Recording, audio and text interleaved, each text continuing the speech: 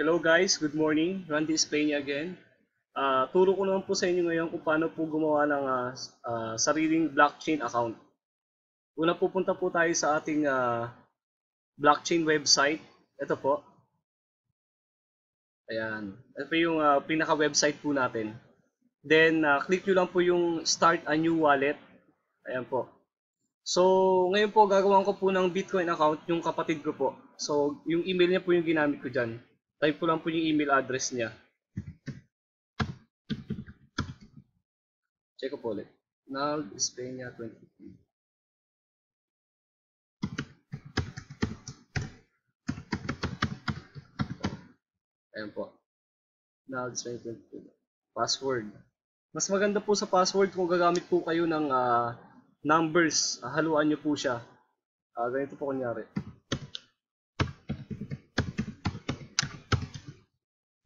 Ayan po. So, okay na po yan.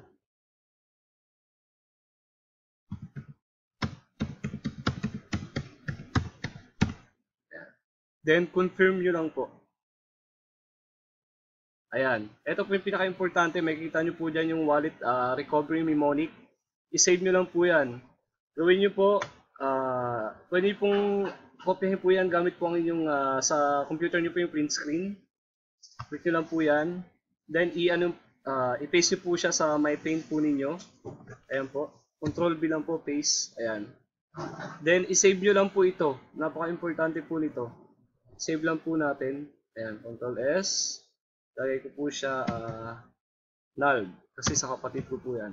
Ayan. Sa desktop ko lang po siya ilalagay. Ayan. Save.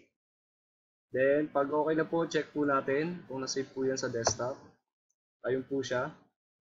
Okay, close na natin. Then, close na po natin ito. Okay na po ito. Then, balik po tayo ulit dito. Continue na po tayo. Ayan. So, may nakalagay po dito, reminder, verify your email. So, ito po, nakaredy na po yung email address ng kapatid ko. Ito na po yung message po ng blockchain. So, open ko na lang po yan. Verify po. Ayan, click lang po natin yung verification. Ayan, successfully verify na po siya. Then, login po tayo. Click lang po yan. Ayan, may kita nyo po dyan yung identifier. Yung identifier na po yan, yan na po yung magsiserve na username po natin. Enter na lang po natin yung password po natin.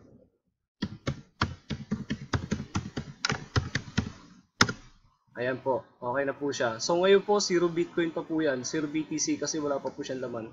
Ito po yung ating Bitcoin address. Tandaan po natin yan.